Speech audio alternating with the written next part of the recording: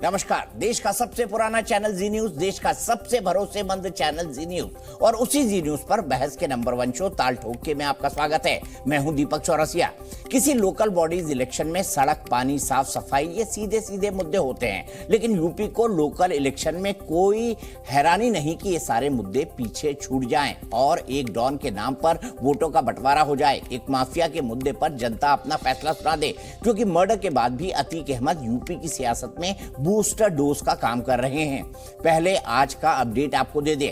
प्रयागराज के चकिया में अतीक के जिस दफ्तर से कल खून के धब्बे मिले थे उसे सील कर दिया गया है। वहीं झांसी में अतीक के बेटे असद का 13 अप्रैल को कैसे इनकाउंटर हुआ था उसके लिए जांच टीम ने सीन रिक्रिएट कराया है। शाइस्ता, गुड्डू बमबाज और शूटर साबिर की तलाश तेज कर दी गई है। गुड्डू की आखिरी लोकेशन छत्तीसगढ़ में और साबिर की आखिरी लोकेशन मुंबई में मिली है। वहीं शाइस्ता को आज भी प्रयागराज और कौशाम्बी में ढूंढा जा रहा है। इसमें चौथा किरदार अशरफ की पत्नी का भाई सद्दाम भी है, जिसके बारे में पता चला है कि अतीक और अशरफ के मर्डर के बाद वो पहले बंगाल भागा, फिर वहां से दुबई भाग गया।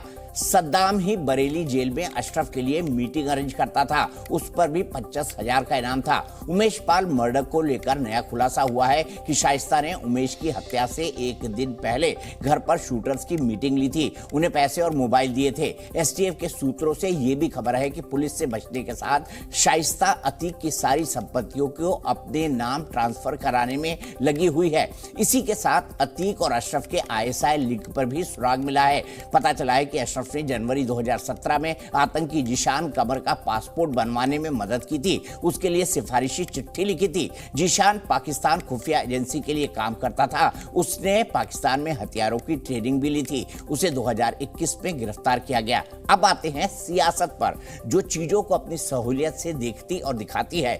यूपी के सीएम योगी आदित्यनाथ ने आज फिर चुनाव प्रचार में एंटी माफिया इमेज की ब्रांडिंग की। उन्होंने कहा कि उनकी सरकार में माफिया के लिए माहौल टाइट है। यूपी में माफिया अब जान की भीख मांगते हैं। वहीं अखिलेश यादव ने भी पलटवार किया, कहा कि अतीक अशरफ के मर्डर के लिए यूपी सरकार जिम्मेदार है। बात कानून व्यवस्था से ऊपर चली गई है और सिस्टम पूरी तरह फेल है। अखिलेश की पार्टी ने भी अतीक शाइस्ता को बेचारा बेचारी बताने की फिर कोशिश की है।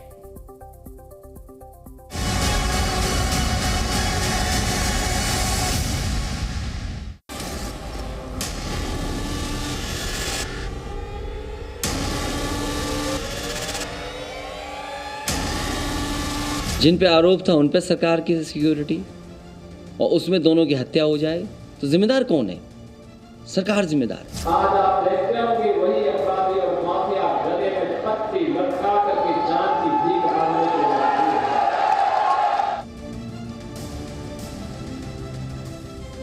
लिए। सिस्टम फेलियर, कानून व्यवस्था से ऊपर बात चली गई, कोई सुनने वाला नहीं। आप प्रदेश में न फलदारी न फिरौती, और उत्तर प्रदेश नहीं है किसी की बकौती।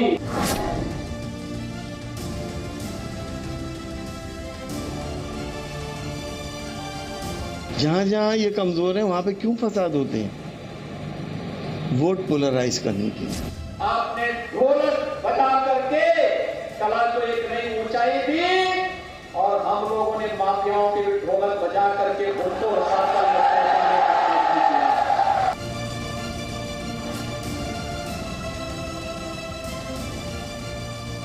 पुलिस की सुरक्षा में अगर आकर किसी की हत्या कर दी जाती है तो प्रदेश में आम जनता की कितनी सुरक्षा है, इस बात का अपने आप में ये उदाहरण पेश करता है। देखिए आज जेल का ताला खोल दीजिए, नहीं कोई अपराधी बाहर निकलने के लिए तैयार नहीं। क्योंकि ये योगी जी का राज है, मोदी जी का राज है, आज कानून का राज है।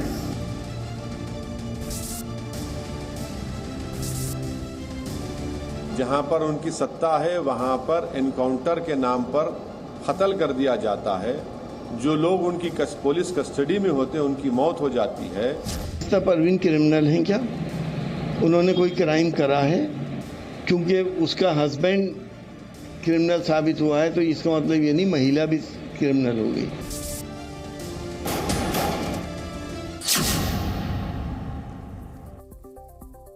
लेकिन समाजवादी पार्टी के नेता एसटी हसन ये बात भूल गए कि पुलिस ने बाकायदा शाइस्ता पर इल्जाम लगाया है कि उसी ने उमेश हत्याकांड की पूरी साजिश रची थी, फंडिंग की, शूटरों को पैसे दिए, लॉजिस्टिक्स दिए, उनके आसपास रहते थे तमाम शूटर और निर्देश भी शाइस्ता के कहने पर ही दिए गए। अपने बेटे के बारे में भी, असद के बारे में भी शाइस्ता ने कई तरह की बातें कही थी जो मीडिया में आई थी। अब ऐसे में अगर एसटी हसन साहब को क्यों लगता है कि नहीं भाई शाइस्ता तो, कई समाजवादी पार्टी के एक नेता उन्हें अबला बता रहे थे, अब बेचारी उनको बेचारी बताया जा रहा है, तमाम चीज़ों पर बात होगी और सिस्टम पर भी बात होगी कि अब वाकई कानून व्यवस्था से ऊपर बात चली गई है, यूपी के सिस्टम फेल है, सुनने वाला कोई नहीं, संस्थाएं खत्म हो गई हैं, अतीक अशरफ की हत्या की जिम्मेदार सरकार है।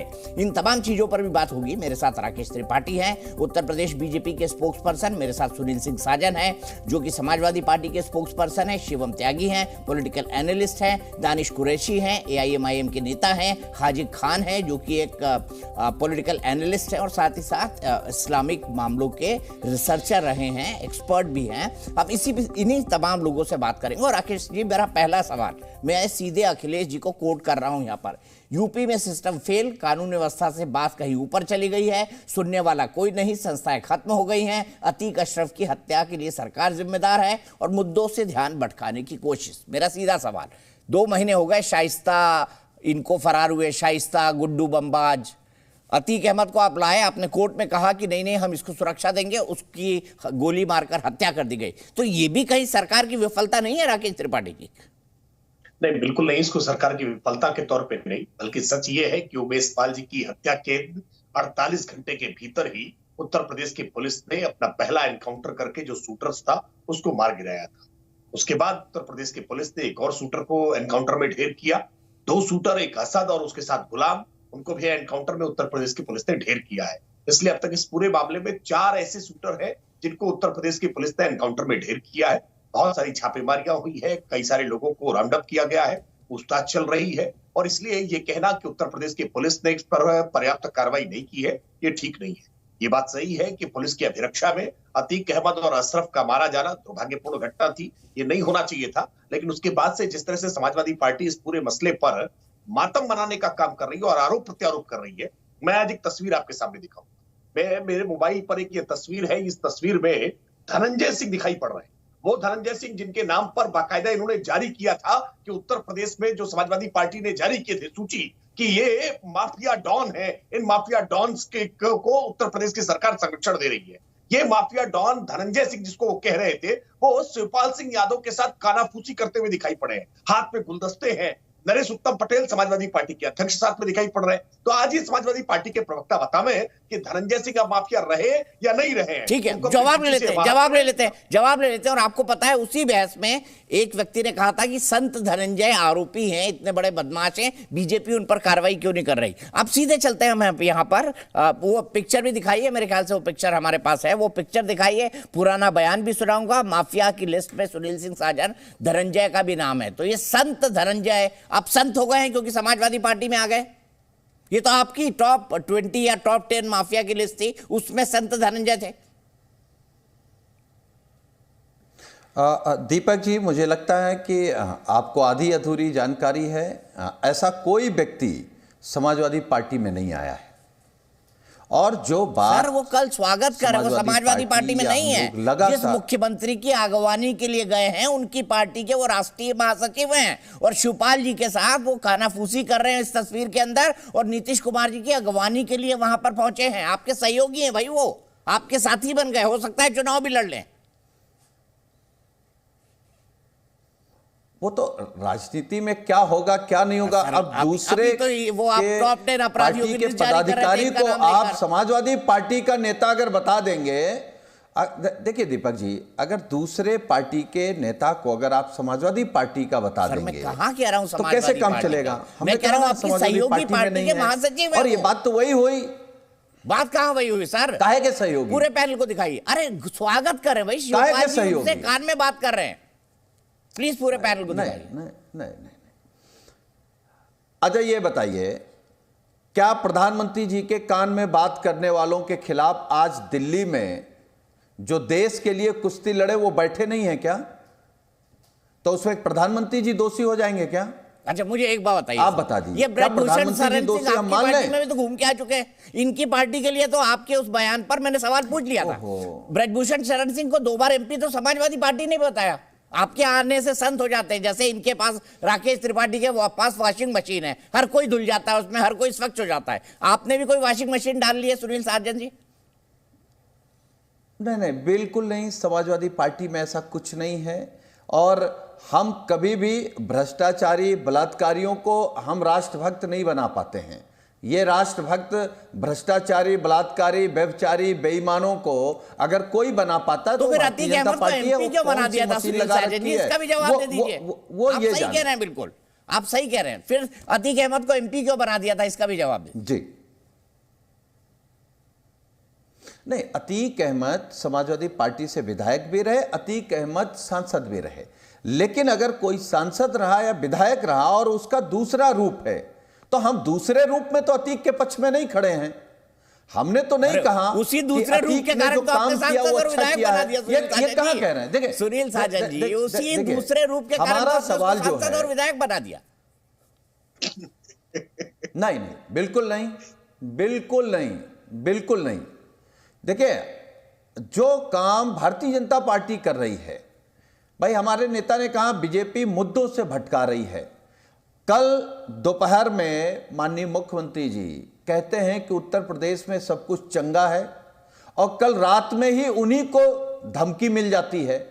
तो हम जानना चाहते हैं कि जिस प्रदेश का मुखिया ही सुरक्षित ना हो वहां कौन सुरक्षित होगा? और जो असली सवाल है, असली सवाल से क्योंकि हम आप भटक जाएंगे, मैं बीजेपी के प्रवक्ता से जानना चाहता हूं, उमेश पाल की हत्या हुई, उसमें सरकार फेल हुई या नहीं फेल हुई, हाँ या ना? सर और जब हत्या हुई दूर कर तो दीजिए, अपराधी कहां पर था? अतीक अहमद को आपने उसी दूसरे रूप के कारण एमएलए और एमपी नहीं बनाया क्योंकि वो माफिया था, एक घोषित अपराधी था, नहीं बनाया, अल्पसंख्यक यानी मुस्लिम वोटों का एक बहुत बड़ा ठेकेदार बना दिया था आपने उसको। नहीं, कोई ठेकेदार नहीं होता है दीपक जी। समाजवादी पार्टी या दूसरी पार्टी में कोई ठेकेदार नहीं होता। पार्टी की अपनी विचारधारा होती है, उस विचारधारा में लोग आते हैं, चुनाव लड़ते हैं, जीतते हैं। मतलब विचारधारा आपकी यदि माफिया ठेकेदार नहीं है। नो, क्या आपने नहीं देखा इसी माफिया का टिकट माननीय अखिलेश यादव जी ने काटा? आप उसका जिक्र नहीं करेंगे। मंच पर इसी माफिया को इग्नोर किया, आप उसका जिक्र नहीं करेंगे क्योंकि आप भी जानते हैं कि माननीय इसी नेता के कुत्ते के साथ माननीय ने हाथ मिलाया, वो भी तस्वीर है ना साजन जी? नहीं, तस्वीरें तो होंगी। जो आदमी 5 बार विधायक रहा होगा, सांसद रहा होगा, जो व्यक्ति पार्लियामेंट में रहा होगा, देश के जिस नेता के साथ चाहो उसकी तस्वीर होगी। तस्वीर से क्या कर देंगे? तस्वीर तो आसाराम जी के साथ माननीय प्रधानमंत्री जी की हैं, तो क्या जिस मुकदमे में वो बंद हैं हम माननीय प्रधानमंत्री जी पर आरोप लगा दें? राम रहीम के साथ भी फोटो हैं, फोटो तो चिन्मयानंद के साथ भी हैं। फोटो से क्या होता है? अरे आप तो वरिष्ठ पत्रकार हैं, आप जानते हैं। मुझे लगता है अच्छा, धनंजय सिंह पे बात हो रही थी, मैं दोनों के पास जाऊंगा। राकेश त्रिपाठी जी, एक क्विक जवाब आपका और शिवम त्यागी, फिर मैं दानिश जी के पास जाऊंगा। मेरे पास एक पुराना स्टेटमेंट भी है। राकेश त्रिपाठी जी, क्या आप मुद्दों को भटकाने की कोशिश नहीं कर रहे हैं अतीक अहमद के नाम पर कि बिजली, सड़क, पानी ये सब गौण हो जाए और आपको अतीक अहमद के नाम पर निकाय चुनाव में वोट मिल जाए? देखिए, सुनील साजन जी आज फंस गए हैं और इसीलिए आज सुनील साजन जी को जवाब नहीं सूझ रहा है। ये कह रहे हैं कि बहुत तरह के रूप होते हैं।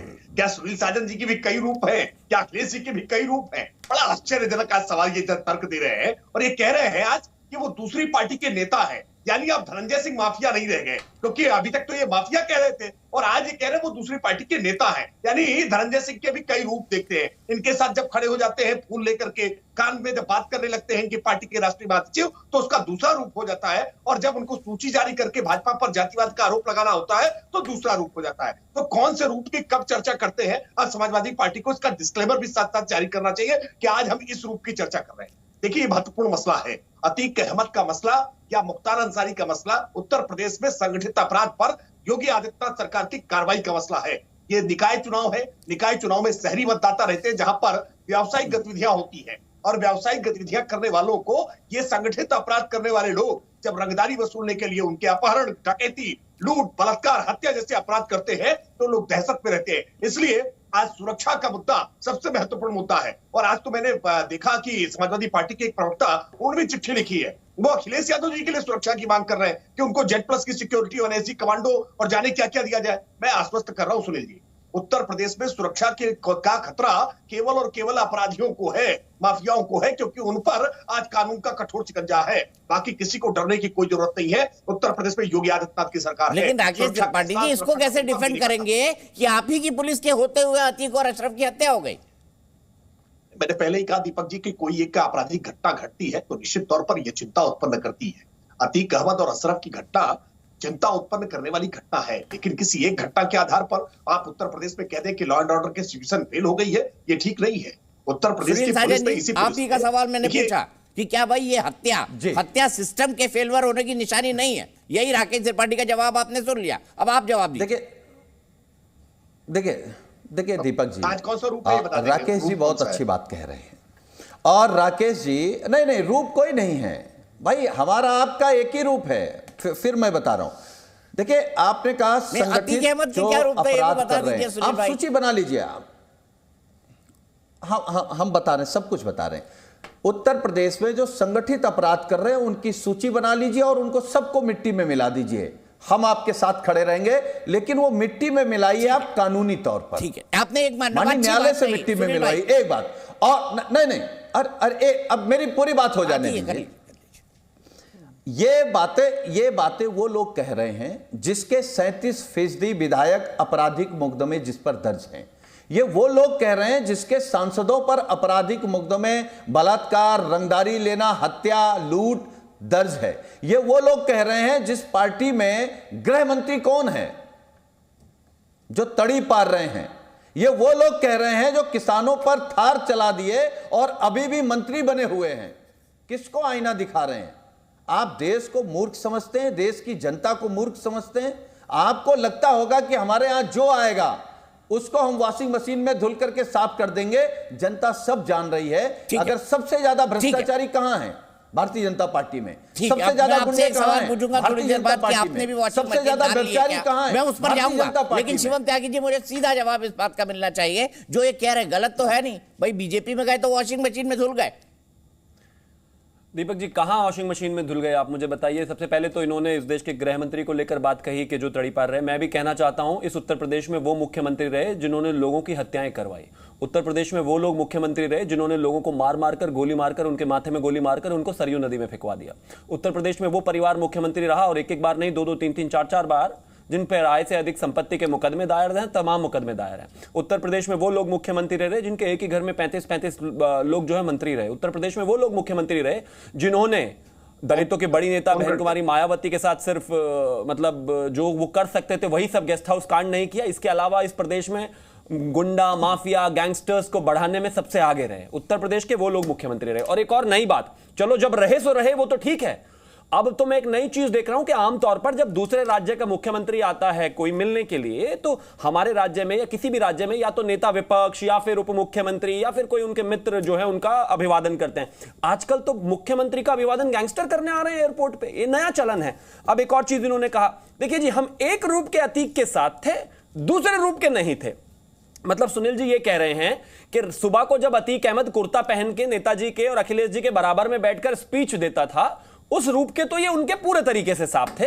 लेकिन रात को जब वो मुंह बांध के लोगों को मारना, बलात्कार करना, गुंडागर्दी करना, लूटपाट मचाना, अपहरण करना, एक्सटॉर्शन करना, जब अतीक वो कपड़े बदलकर उस वाले रूप में आ जाता था तो उसमें वो इनके साथ नहीं थे। मतलब ये कैसी हिपोक्रेसी है।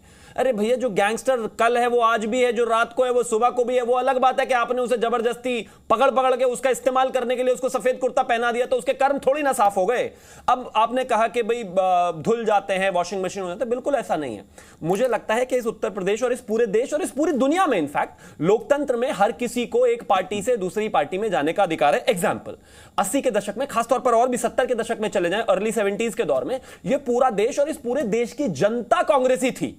आज 2022 में कमोबेश अगर मैं मेजॉरिटी की बात करूं तो जनता भारतीय जनता पार्टी के साथ है। उसी जनता में से निकल के आते हैं नेता पार्टियों के साथ जाते हैं, क्योंकि विचारधारा के साथ उनके जुड़कर उनको आकर जीतना है और अपने लोगों को रिप्रेजेंट करना है। लेकिन वो करते क्या है, ये बड़ा महत्वपूर्ण है। अब अगर भारतीय जनता पार्टी में कोई एक नेता, अगर उस पर केसेस भी हैं, मैं कहता हूं ज्यादा भी हैं, बताइए कहां पकड़ के वो गोली मार रहा है, बताइए उनका कौन सा बेटा पकड़ के उमेश पाल जैसे आदमी को खुले में गोली मार रहा है, बताइए कौन से के ऑफिस में जो है खून बिखरा पड़ा है, बताइए कौन से के ऑफिस में जो है या कौन से का बच्चा जो है पकड़ के वीडियो बना के लोगों को नंगा करके पीट रहा है। नहीं पीट रहा ना, ये सब तो समाजवादी के लोग कर रहे हैं, क्योंकि समाजवादी की सरकार में खुली छूट जो दी जाती है और खास तौर पर गुंडे गैंगस्टरों को लाया ही इसलिए जाता है कि आपका इस्तेमाल उसी तरीके से हो सके। इधर अगर कोई ऐसा व्यक्ति है तो उसको वो सब छूट है नहीं और वो होने भी नहीं दिया जाएगा, और कानून के लिहाज से जो भी उसके साथ सख्ती होती है वो लगातार। सुनील साजन जी जवाब, फिर मुझे आपको क्लिप दिखानी है, अभी 4 दिन पहले एक बहस की है।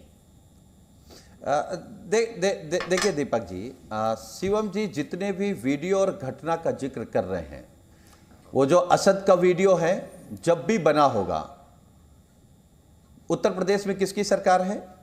इसी देवरिया में अतीक बंद था, उत्तर प्रदेश की राजधानी से एक व्यापारी का अपहरण हो जाता है, उसको देवरिया जेल में पीटा जाता है, किसकी सरकार है? उमेश पाल की जब हत्या हुई तो साजिश साबरमती जेल से हो रही थी, गुजरात में किसकी सरकार है? नेता किसका था? किसका आप बताइए ना, कौन किसका संरक्षण है? बिना भारतीय जनता पार्टी के संरक्षण के उसके लिए कुछ नहीं हो सकता। शिवपाल जी रोज आकर कहते हैं उसको मार देंगे, उसको मार देंगे, इसको मार देंगे, उसको मार देंगे, बीजेपी वाला तो कोई बैटिंग नहीं कर रहा। आप बताइए कुलदीप सिंह सेंगर किसके विधायक हैं? ये कहते हुए आप बताइए ना, अच्छा आदमी था, गरीब आदमी था, सिंपल आदमी था, बेचारा है, अबला है, तमाम चीजें हम आपको गिना रहे हैं। लखीमपुर में किसानों पर गाड़ी चढ़ाने वाला आपका मंत्री का बेटा नहीं था क्या? आप कह रहे थे ना हमारे नेता का कौन सा बेटा है, आप कह रहे थे हमारे नेता का कौन सा? ये बताइए ना, ये अतीक अहमद जो है, ये अतीक अहमद, ये मुख्तार अंसारी, ये अफसा, ये उनकी दूसरे महिला, सब वांछित हैं और सबको आप कहते हैं बहुत अच्छे हैं। मिर्ची लग रही है। एसटी हसन को नहीं बताया आपने जाके, एसटी हसन को नहीं बताया जो अबला बता रहे हैं, अतीक की धर्मपत्नी को जो बेचारी बता रहे हैं। हम 19 साल के असद को कपिल सिब्बल कह रहे थे वो तो बहुत अच्छा बच्चा है, बहुत सीधा है, उससे क्या खतरा होगा? वो लोगों को नंगा कर करके पीट रहा है, वो कह रहे हैं, आपके राज्यसभा सांसद कह रहे हैं कि उससे क्या खतरा है? नहीं, आप गुंडा, गैंगस्टर, मवाली, बलात्कारी, आतंकवादी, इन सबके लिए ही बैटिंग करोगे या उत्तर प्रदेश के 25 करोड़ लोगों के लिए भी करोगे कभी? उन्हीं के लिए कर रहे हैं। कब? उन्हीं के लिए कर रहे हैं। नहीं, आप तो इन 50-50 हजारी गुंडों के लिए बैटिंग कर रहे हैं। उत्तर प्रदेश आपके नेता इन आतंकवादियों के लिए बैटिंग करते हैं, छिपाने के लिए। आप जो आदमी लोगों को मार रहा है आप उनके लिए बैटिंग कर रहे हैं। मेरे को दानिश भाई को और हाजी खान को भी बहस में शामिल करना है, लेकिन उससे पहले एक वीडियो क्लिपिंग दिखाता हूं। सुनील सिंह साजन, ये उस दिन की है जिस दिन आपने टॉप 20 माफिया अपराधियों की लिस्ट जारी की थी। सब उसमें सिंह थे, उसमें एक धनंजय सिंह भी था, और उस वक्त आपके प्रवक्ता ने क्या कहा था, मेरे को अगर जहां तक याद आ रहा है, वो घनश्याम तिवारी जी थे। सुनिए।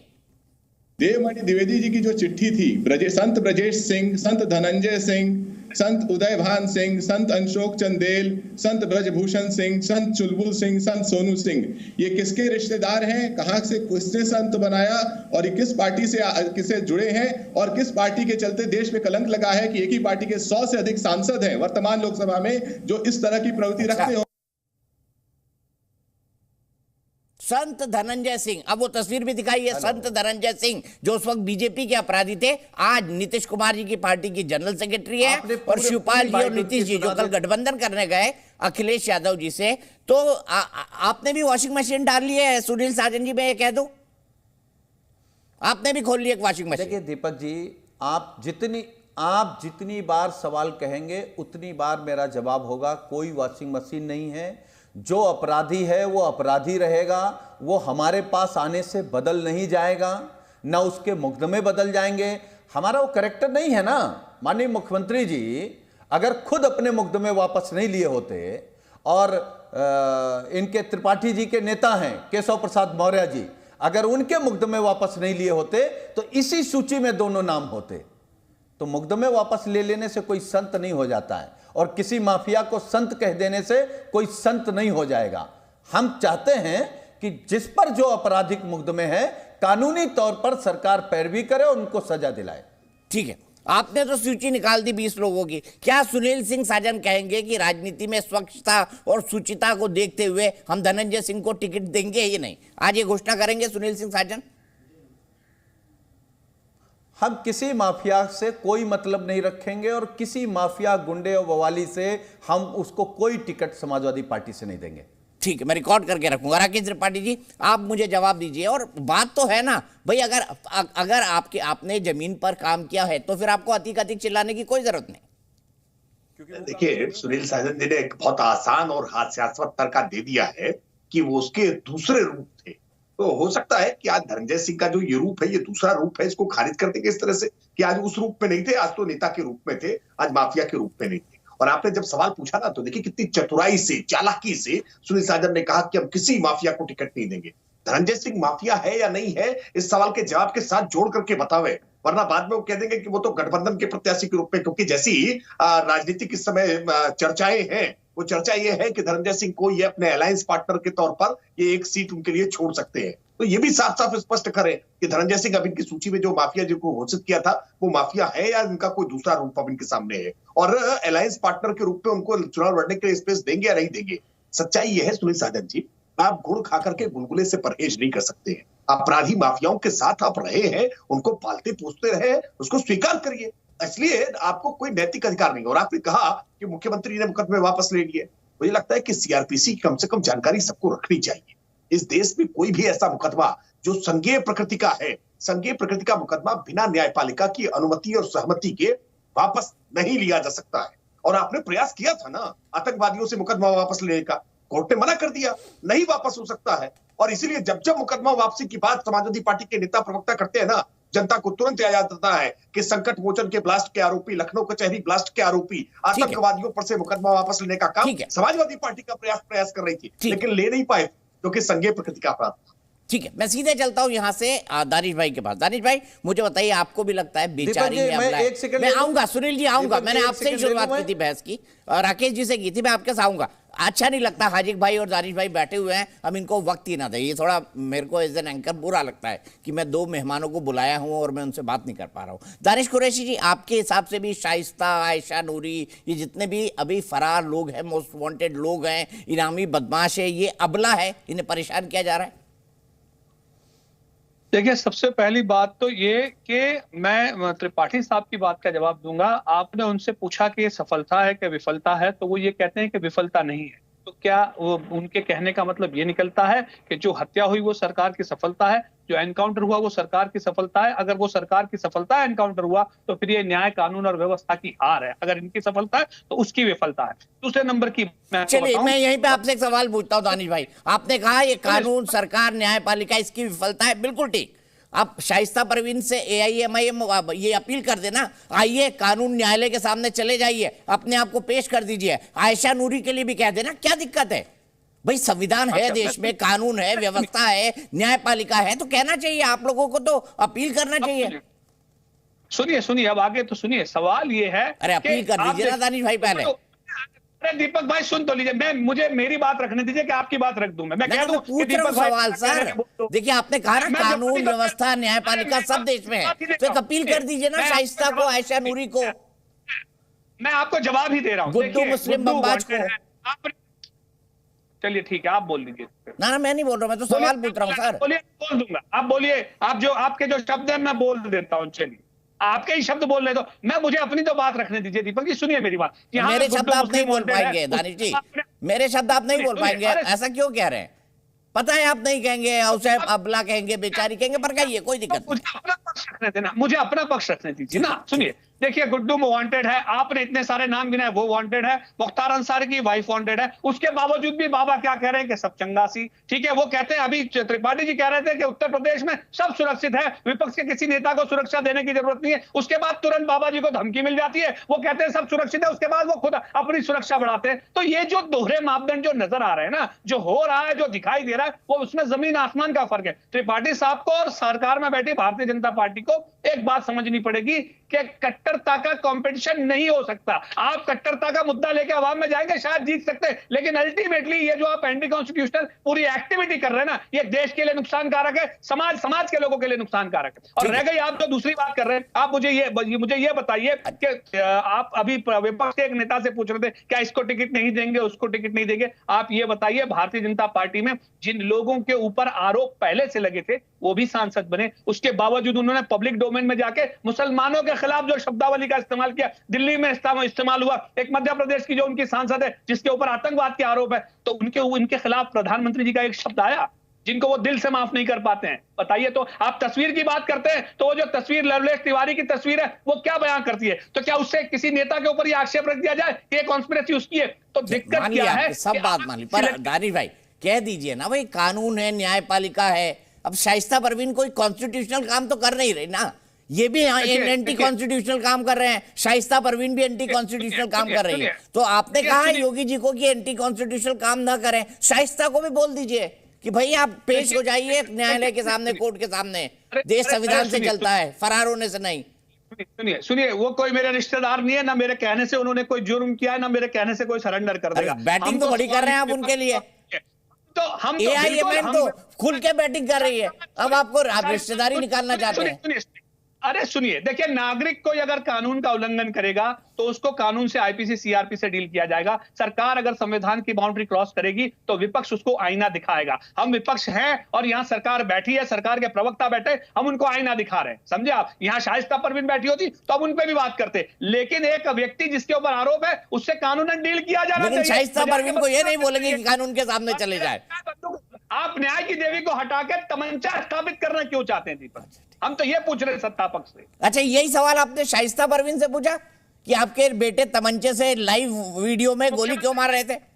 उनसे भी पूछ लीजिए ना सवाल कि भाई ये असद जो है लाइव वीडियो पे उमेश पाल पे धा धा धा धा धा क्यों कर रहा था?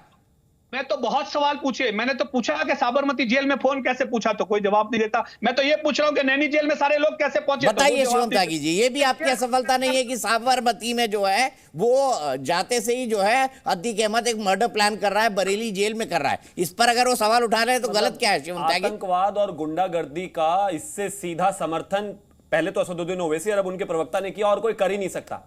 मतलब पहुंचा कैसे, चाकू, छुरी, पिस्टल पहुंचा कैसे, ये इंपॉर्टेंट है, लेकिन जिसने उस पे चलाया है उससे सवाल ही नहीं करेंगे। मतलब असद ने पिस्टल खरीदा कहां से और पहुंचा कहां से, ये तो कानून व्यवस्था का फेलियर है। लेकिन उसने धार धार धार धार करके 15-20 गोलियां मार दी इसके लिए, लेकिन वो बेचारा बहुत सीधा आदमी है। मिट्टी का तेल पहुंचा कैसे, ये इंपॉर्टेंट है, लेकिन जिस आदमी ने दूसरे को जला दिया वो इंपॉर्टेंट नहीं है। ऑफिस में हर रोज जहां ये अतीक अहमद और उसका खानदान मंच लगाता था, वहां पर खून पड़ा हुआ है, वहां पर पिस्टल पड़े हुए हैं, वहां पर चाकू पड़े हुए हैं, वो पहुंचा कहते हैं ये महत्वपूर्ण है, लेकिन जो उसको चला रहा है वो बिल्कुल पाक साफ ईमानदार है।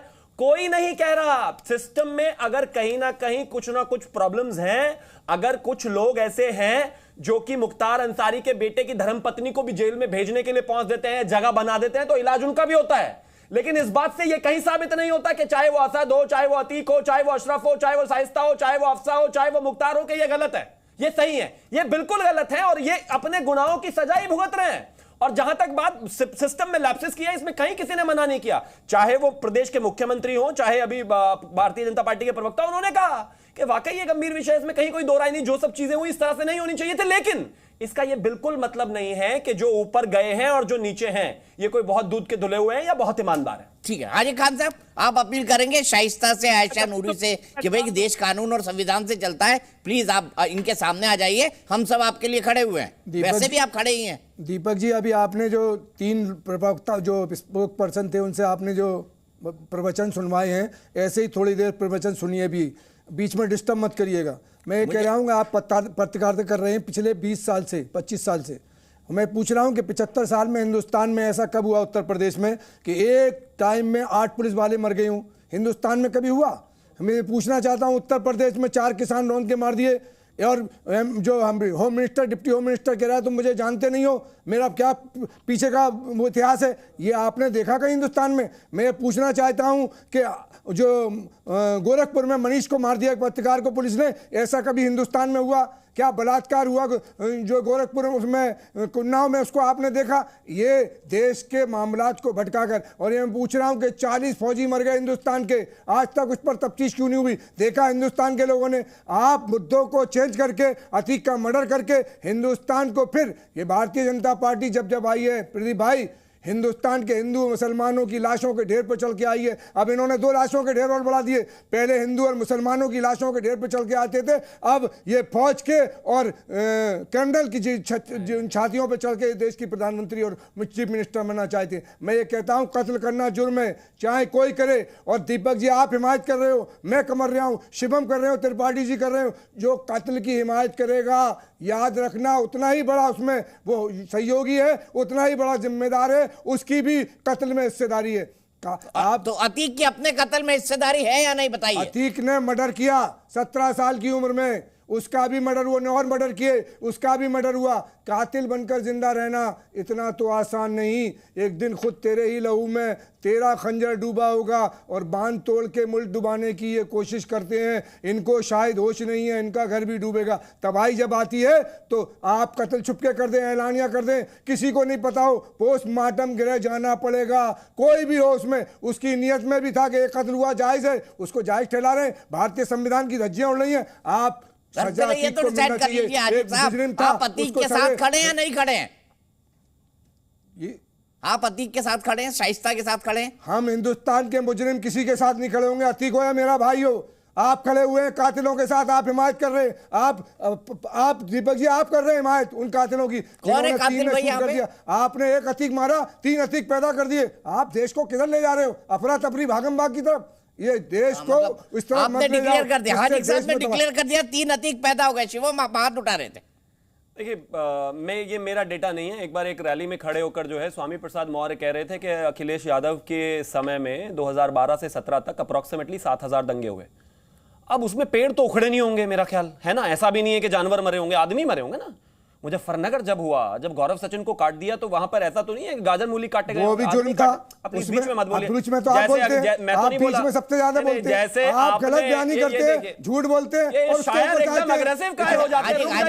मैंने आपको पूरा टाइम दिया ना सुनने बोलने के लिए। हाजी साहब, मैंने पूरा टाइम दिया ना, मुझे लड़ना नहीं है भाई, मैं अपनी बात रखना चाहता हूँ। ये गलत नब्ज पे हाथ रखा गया कि रुक जाइए, इतना काहे चिल्ला रहे हैं, रुकिए ना जरा थोड़ा। झूठ बोलकर आप समझ रहे हैं इज्जत मिल जाएगी, इस उम्र में एक दूसरे के ऊपर चिल्लाना अच्छा नहीं लगता। रुक जाइए, रखना मेरी बात, मैं जिंदा रहूं या मर जाऊं, जो झूठ बोल रहा है ये अतीक को गए हुए भी इतने दिनों का दर्द कम नहीं हुआ। 13 दिन के बाद तो हिंदुओं में भी शांति हो जाती है। रुको भाई, मुजरिम की हिमायत करने वाले मुजरिम हम नहीं कर सकते। आप रुक जाइए प्लीज, हाजी साहब रुक जाइए। की जगह वही है जहां होनी चाहिए। आप बलात्कारियों को फूल माला पहनाते हो, हमें बता रहे ना। प्लीज रुक जाइए। अब मैं बोल लूं, थक गए? Thank you. नहीं गए, जवाब मिलेगा, गलत बयानी करोगे। अखिलेश यादव जी की रजीम में 1100 पुलिस वालों की हत्या हुई। आप पूछ रहे हैं कि 7/22, अगर आपको याद होगा तो रामवृक्ष यादव वाले कांड में ही 22 लोगों की हत्या हो गई थी, सिर्फ एक ही दिन में। और था कौन? समाजवादी पार्टी का नेता। आप इतिहास पढ़ते नहीं, कुछ भी आके कहना शुरू कर देते हैं। आगे आता हूं मैं। सर, बड़ी सीधी बात है, कानून का राज है। एनकाउंटर्स अगर हो रहे हैं तो किसी आम आदमी के नहीं हो रहे। हाँ, लॉ एंड ऑर्डर में जब कोई भी परेशानी होती है, अगर कोई भी गलत करता है, चाहे वो पुलिस हो चाहे कोई हो। आप कौन से संविधान के एतबार से क्या हो गया? ऐसा कौन सी परेशानी है? क्या दिक्कत हो गई? आप ये जवाब इतना तो अतीक अहमद के लिए अतीक का परिवार नहीं लड़ रहा जितने आप और असदुद्दीन ओवैसी लड़ रहे हैं। ऐसा क्या है भाई? मुजरिम का हासिल हुआ, और जो मुजरिम की हिमायत करने वाले उनका भी कौन मुजरिम की हिमायत कर रहा है? मैं तो नहीं कर रहा कातिल की। मैं तो अतीक अहमद की नहीं कर रहा। कौन से कातिल की? 3 जो कौन से कातिल कर दी गई, उनको जेल डालो। मैं तो कहता हूँ कानून के हवाले हत्या नहीं है। मैं तो कहता हूं उनके साथ जो व्यवहार होना चाहिए हो। संविधान की हत्या की। मैं तो कहता हूं संविधान की, मैं तो कहता हूं कानून के तहत उनको अगर फांसी मिले तो मिल जाए, शाइस्ता को मिल जाए तो ठीक है, शाइस्ता को लगा दे तो ठीक है, शाइस्ता को भी लगाना चाहिए। अरे वो भी तो कानून में वांछित है, 50,000 की इनामी होगी तो लगाएगी, लगाना चाहिए कि नहीं?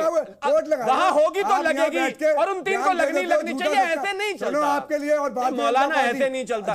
बैठे हो मतलब मुस्लिम जानकार और बातें आप ऐसी जहर की वाली कर रहे हो। नहीं चलेगा। कोई जहर नहीं, जहर बोल रहे हैं आप। देखिए सीधा है, काटना भी पड़ेगा आपको। बिल्कुल काट रहे हैं, जहर बोलेगा वही काटना पड़ेगा। तो आप ये क्या चैलेंज दे रहे हैं? डरा रहे हैं?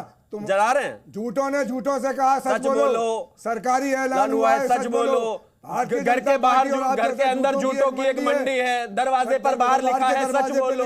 पता है मुझे, अब आगे बताइए। नहीं तो आप मुझे थ्रेट दे रहे हैं। मैं थ्रेट नहीं, बदला लेंगे। मैं हर मुझे ये तो अतीक के बच्चों वाली बात कर रहे हैं, बदला लेंगे हम, हमारा भी समय आएगा, ईंटें लगवा देंगे। मैं मुजरिम की हिमायत करूंगा, मुझे सजा तो आप तो कर रहे हैं, आप तो कर रहे हैं अतीक अहमद की, आप तो कर रहे हैं अतीक अहमद की, आप तो कर रहे हैं असद की, दिल्ली में पिछले 15 दिन से वही तो कर रहे हैं आप दिन रात। उन्होंने कहा कि कातिल से कि कातिल तूने ही किया है, कभी दिल्ली कभी बंबई, अरे हिंदुस्तान में आ जाओ, उत्तर प्रदेश में अगर कोई गलत करेगा तो उसका नतीजा यही है।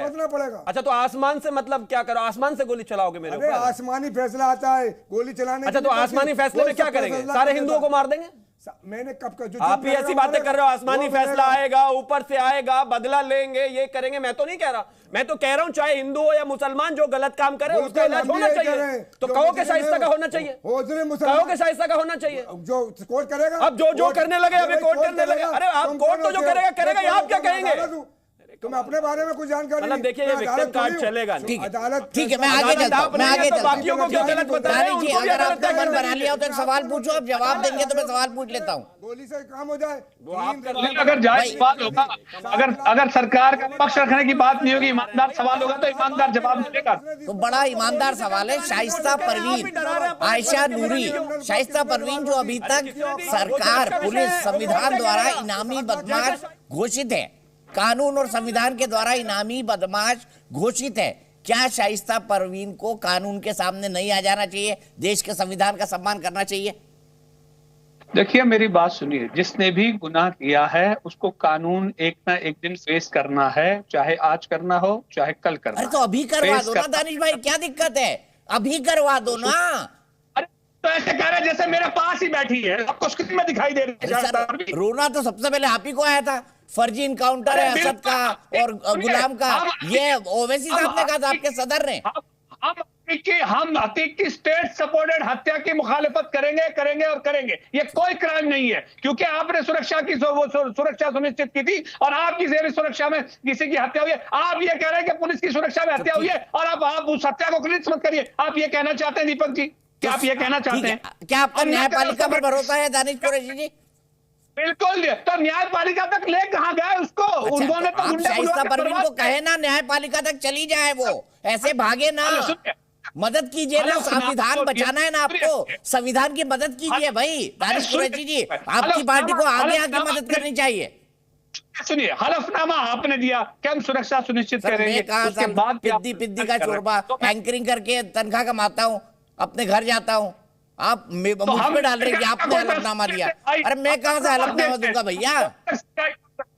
ताकि लोगों तक सच्चाई पहुंच सके, विपक्ष की आवाज बाबुलंद पहुंच सके। क्योंकि जिस तरह से भारतीय जनता पार्टी घेरा बना के प्रोपेगेंडा करने की तैयारी करती है, उसके मुकाबले तो ये बात करनी पड़ेगी, विपक्ष को नहीं करनी पड़ेगी। और मैंने आपसे कहा कि दुनिया का कोई भी गुनहगार अगर हिंदुस्तान के कानून के मुताबिक गुनहगार है, उसके ऊपर एफआईआर लॉन्च हुई है, he has to face the criminal charges anyhow। आज नहीं, कल नहीं, परसों नहीं, तरसों नहीं। अब वो किस तरह से अच्छा शाइस्ता किस दिन करेगी?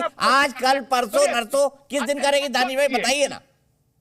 अरे जब हाथ में आएगी तो फेस करना ही पड़ेगा उनको, इससे कोई नहीं बचा पाएगा। ट्रायल तो फेस करना ही पड़ेगा। क्या आप बचा लेंगे? क्या संविधान में, क्या आईपीसी सीआरपीसी में कोई स्कोप है कि आपके ऊपर ऑफेंस रजिस्टर हो, आप ट्रायल भी फेस ना करें? Is it possible? कोई स्कोप नहीं है उसका दीपक जी। नहीं, फिर आप कहने लगेंगे देखिए मुसलमान है इसलिए परेशान किया जा रहा है, फिर आप विक्टिम कार्ड निकाल के आएंगे। उसमें तो कोई दो राय नहीं है। सरकार की नीति आप देख लीजिए। दोनों चीजें कैसे बोल सकते हैं दानिश भाई? राकेश त्रिपाठी जी के पास चलता हूँ। राकेश त्रिपाठी जी, मुस्लिम है, मुसलमान है, इसलिए आप परेशान कर रहे हैं, अतीक अहमद को इश्यू बना रहे। देखिए दीपक जी, हम लोग तो बार बार सरकार की ओर से, उत्तर प्रदेश की पुलिस ने इस बात को बार बार कहा है कि जहां भी शाइस्ता परवीन और गुड्डू मुस्लिम है, ये कानून के सामने आ जाए, आत्मसमर्पण करें और कानून में जो जांच है उस जांच में आकर के सहयोग करें। लेकिन ये शाइस्ता परवीन और गुड्डू मुस्लिम जैसे लोग अभी भी लगातार कानून से भागने का काम कर रहे हैं। लेकिन बकरे की अम्मा कब तक खैर मनाएगी? कानून के हाथ लंबे होते हैं, फिल्मी डायलॉग नहीं है। निश्चित तौर पर पकड़कर जेल की सलाखों के पीछे डालेंगे। और अगर कहीं गलती से ये बमबाज ने कोई ऐसी वैसी हरकत करने की कोशिश की ना, तो उत्तर प्रदेश की पुलिस, उसका ट्रैक रिकॉर्ड तो मुझे लगता है कि शायद जानते होंगे अपराधी माफिया, क्या कोई बख्शने वाली नहीं, हाथ पर हाथ धरने वाली नहीं है। अगर कोई ऐसी गैर वाजिब हरकत करने की कोशिश की, पुलिस पर कहीं बम गोली चलाने की कोशिश करेंगे तो ले जाया जाएगा। ये तो ये खुले तौर पर कह रहे हैं, उसको भी अदालत तक नहीं जाने देंगे। वो तो खुले तौर पे कह रहे हैं। कैसे परेशान हो गए? यानी खुले तौर पे कह रही है। देखिए तो वहाँ मुख्यमंत्री कहते हैं कि हम मिट्टी में मिला देंगे नाम कितना, और अब ये इस कह रहे हैं बात कि उत्तर प्रदेश की कल्पना मात्र से सिहर उठे, छाती पीटने लगे कानून को मानिए, कहीं ऐसा ना हो जाए, कहीं ऐसा आप बिल्कुल। अच्छा दानिश जी रुक जाइए ना, एक तो आप स्काइप पे हैं, आप नाराज हो रहे हैं, तो जैसे ही आपकी नाराजगी होती है आपका ऑडियो आपसे नाराज हो जाता है, आपकी आवाज आना बंद हो जाती है।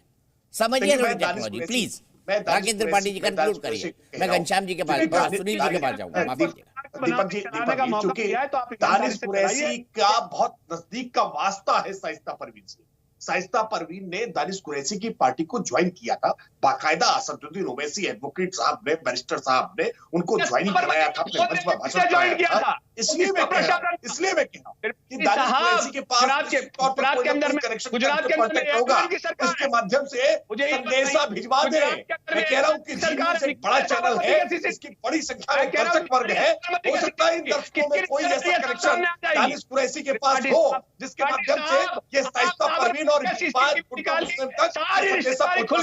तो संदेशा पहुंचवा दीजिए कि भैया उत्तर प्रदेश पुलिस कोई मुरम्मत नहीं करेगी, इसलिए आप खाली रह जाइए, ठीक है करिएगा, पुलिस की जांच में सजा जाएगा। ठीक है। दानिश कुरैशी जी, राकेश त्रिपाठी जी, मैं दोनों को रोकूंगा, दोनों स्काइप पे जुड़े हुए हैं, दोनों चिल्ला रहे हैं और दोनों का ऑडियो कट रहा है। मैं सीधे सुनील जी के पास जाऊंगा। सुनील जी, आप भी मतलब जबरदस्त तरीके से आपकी पार्टी भी लड़ेगी, बाकी पार्टियां भी निकाय चुनाव लड़ेंगी, क्या आपको लगता है बीजेपी इस मुद्दे को उठाकर फिर एक बार जो है जिस नैरेटिव, जिस विचार को बनाने का काम करती है, जो आप कहते हैं कि इसमें ये लोग एक्सपर्ट है, वो फिर से कर रही है अतीक के नाम पर? देखिए दीपक जी, मैं एक बात बिल्कुल स्पष्ट कह दूं, क्योंकि भारतीय जनता पार्टी, दिल्ली में उनकी सरकार, उत्तर प्रदेश में उनकी सरकार, और जो महापौर हैं, दो को छोड़कर सब पर भारतीय जनता पार्टी के महापौर। लेकिन जब चुनाव आया तो चुनाव में आपको जवाब देना चाहिए कि भाई आपने हमारा महापौर बनाया था, नगर पालिका अध्यक्ष बनाया था, नगर पंचायत अध्यक्ष बनाया था, हमारा सभासद आपने चुना था, तो हमारी दिल्ली से लेकर उत्तर प्रदेश से फिर नगर निगम निकायों में हमारी सरकार है, तो हमने क्या किया है, कितनी नालियां साफ हुई हैं, कितना अतिक्रमण ठीक हुआ है, कितनी सड़कें ठीक हैं, सीवर ठीक हैं, यातायात कैसा है। क्योंकि इस पर जब बात करने के लिए सरकार के पास कुछ नहीं है तो फिर सरकार इसी तरीके की बात करती है। मैं अभी शिवम जी को सुन रहा था, वो रामवृक्ष यादव को भी समाजवादी पार्टी का नेता बता रहे थे। तो क्या अगर जात के आधार पर नेता हैं, तो क्या जो देश के लुटेरे हैं, नीरव मोदी, ललित मोदी, इनको मैं भारतीय जनता पार्टी का नेता मान लूं कि ये भारतीय जनता पार्टी के नेता हैं? अरे कुछ तो पढ़ लिख करके, कुछ तो समझदारी नेशनल टीवी पर आकर के दिखाया करिए। और भारतीय जनता पार्टी के प्रवक्ता क्या कह रहे थे? हमें हंसी आती है जब भ्रष्टाचार और आतंकवाद पर भारतीय जनता पार्टी बात करती है। भ्रष्टाचार, अभी येदियुरप्पा का लेटर जारी हुआ कि वो किसको किसको पैसा देते थे। इनका जो राष्ट्रीय अध्यक्ष रहा वो 1 लाख रुपए लेते पकड़ा गया। आतंकवादियों पे ये लोग बात करते हैं जो आतंकवादियों को जहाज पर बिठा करके बिरयानी खिलाते हुए अपने देश से दूसरे देश में छोड़ने गए थे।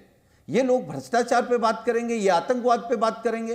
अरे कभी कभी तो आईना देख लिया करिए, कभी कभी तो जनता की बात करिए, कभी किसान की बात करिए, कभी बेरोजगार नौजवान की बात करिए, कभी कभी वो बातें करिए जब 2014 में माननीय प्रधानमंत्री जी ने देश को सपने दिखाए थे और अच्छी बात कही थी। ठीक है, उन्होंने कहा था रुपया डॉलर के बराबर आ जाएगा। क्या आ गया? उन्होंने कहा था देश की सीमाएं सुरक्षित रहेंगी। क्या सुरक्षित हैं? उन्होंने कहा था महंगाई कम हो जाएगी, डीजल पेट्रोल गैस के दाम घट जाएंगे। क्या घटे? उन्होंने कहा स्मार्ट सिटी बन जाएगी, आपने कहा गांव अच्छे हो जाएंगे, बुलेट ट्रेन आ जाएगी। मैं आपको कह रहा हूं भाई, आप 2014 के चुनाव की बात करें, 2019 में जीत गए और 2019 के बाद 2024 का चुनाव आने वाला है, आप वही अटके हुए हैं। अच्छा, 2019 में भी तो यही बातें कही। ठीक बात, आप कह रहे हैं हमको पढ़ करके आना चाहिए। क्या देश के प्रधानमंत्री जी ने नहीं कहा कि रुपए डॉलर के बराबर हो जाएगा? जवाब दीजिए शिवम। क्या नहीं कहा किसान की आय दोगुनी हो जाएगी? 19 सवाल आपसे 19 में कहा कि 2022 तक किसान की आय दोगुनी हो जाएगी। हुई क्या? सुनील जी, क्या माननीय प्रधानमंत्री जी ने नहीं कहा प्रतिवर्ष 2 करोड़ रुपए, 2 करोड़ रोजगार मिलेंगे? या तो आप कह दीजिए प्रधानमंत्री झूठे हैं। सुनील जी, प्रधानमंत्री जो बोलते हैं उनकी बात पर मैं जवाब देना चाहता हूं प्लीज, अनइंटरप्टेड ताकि चला जाए। हो गया ना, आपकी बात हो गई, आपने पूरी बात कह दी, पेट भर के कह दी। मुझे ऐसा लगता है कि आदमी का पढ़ा होना उसकी उम्र देखकर नहीं तय किया जाना चाहिए। जय गुरुदेव जी का उत्तराधिकारी पंकज यादव को बनाने में आपके जो चाचा जी हैं शिवपाल जी, उनका कितना बड़ा रोल था ये प्रदेश जानता है। और 2 साल तक उस रामवृक्ष यादव को संरक्षण देने के लिए अमिताभ ठाकुर ने क्या क्या कहा है, जरा जाकर पढ़ लीजिएगा, तो पढ़ लिख के तो आप आना। और थोड़ा सा पढ़ लिखने की बात कर देता हूं। आपने कहा कि वो बिरयानी खा के हवाई जहाज से आतंकवादी को छोड़ने गए थे। देश के फेडरल स्ट्रक्चर को थोड़ा सा समझिए पहले। उत्तर प्रदेश से आगे भी चीजें होती हैं। जब ऐसा हुआ था तो उस दौरान सर्वदलीय बैठक लेने के बाद यह फैसला हुआ था कि आतंकवादी को छोड़ा जाए कि नहीं छोड़ा जाए। ये कुछ भी आकर ऐसे ही बोलना शुरू कर देते हैं। जब भी देश में राष्ट्रीय स्तर पर कोई भी इस विषय पर बात होती है तो कोई भी पॉलिटिकल पार्टी को बाहर नहीं छोड़ा जाता, वो अकेला सरकार का निर्णय नहीं था। तो आप कुछ भी आकर ऐसे बोल देंगे। रही बात, इन्होंने कहा कि नाली साफ है कि नहीं साफ है, सड़क साफ है कि नहीं साफ है। साफ है सर। दिल्ली छोड़िए, अगर साउथ इंडिया में भी एक पत्ता हिलता था ना तो सबसे पहले दंगा मेरठ में, फिर उसके बाद मुजफ्फरनगर में, फिर उसके बाद सहारनपुर में, फिर उसके बाद बरेली में, फिर उसके बाद कैराना में, हर जगह दंगा होता था। सड़कें साफ हुई हैं, हजारों साफ हुए हैं, तभी तो आज शांति है उत्तर प्रदेश में। रामनवमी पर सारे देश में जिस तरीके से हंगामा हुआ, उत्तर प्रदेश में नहीं हुआ। सड़कें साफ है इसीलिए नहीं हुआ। आप होते तो सड़कें लाल कर देते। और सुनिए, अतीक अहमद मुद्दा है, अतीक अहमद जैसे गुंडे मुद्दा है, सड़क पर गोलियां चलाने वाले मुद्दा है, लोगों को मारने वाले, वीडियो पर पीटने वाले मुद्दा है। और अगर उनको सफाई करी गई है, उनको हटाया गया है, तो यह भी एक बहुत बड़ा मुद्दा है। और क्यों ना मांगे? जब आपने गैंगस्टर बना बना के वोट मांगी है तो जिन लोगों ने साफ किया है वो भी तो वोट मांगेंगे ना साहब, क्योंकि बेहतर काम तो सफाई करना था। आप उनको अपने पास रखकर वोट मांगते थे, डराकर वोट मांगते थे। भारतीय जनता पार्टी वाले उनको खत्म करके हाथ जोड़ के वोट मांग रहे हैं। तो उनका पूरा अधिकार है। बताइए क्या कहेंगे शिवम किस बात पर?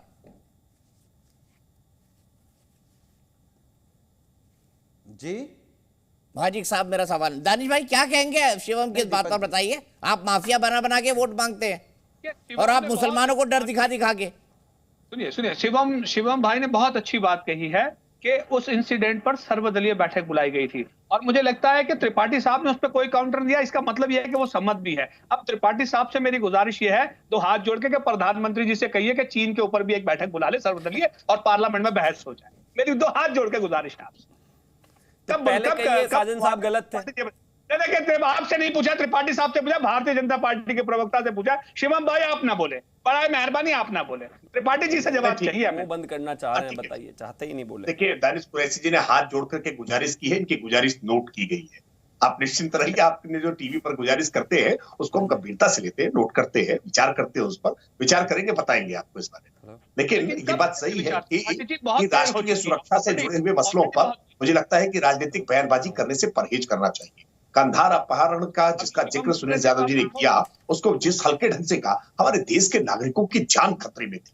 देश के नागरिकों की जान बचाने के लिए आतंकी छोड़ना पड़ा था, सर्वदलीय बैठक के बाद छोड़ना पड़ा था। आतंकी को छोड़ने के लिए ये तक नहीं लिया था कि मजहब के आधार पर आतंकी छोड़ दिए जाए, जैसा यूपी में सुनील यादव साजन जी की पार्टी कर रही थी। जिस तरह से मेरे संकट मोचन और कचहरी ब्लास्ट के आरोपियों को मैं यहीं पर रुकूंगा। अफसोस आज के लिए वक्त इतना ही। एक दिन फिर बैठेंगे राकेश जी, सुनील जी, शिवम जी, दानिश जी, और फिर गर्मा गर्म मुद्दों पर चर्चा करेंगे ताल ठोक के। लेकिन फिलहाल एक ब्रेक के बाद देखिए देशहित मल्लिका मल्होत्रा के साथ।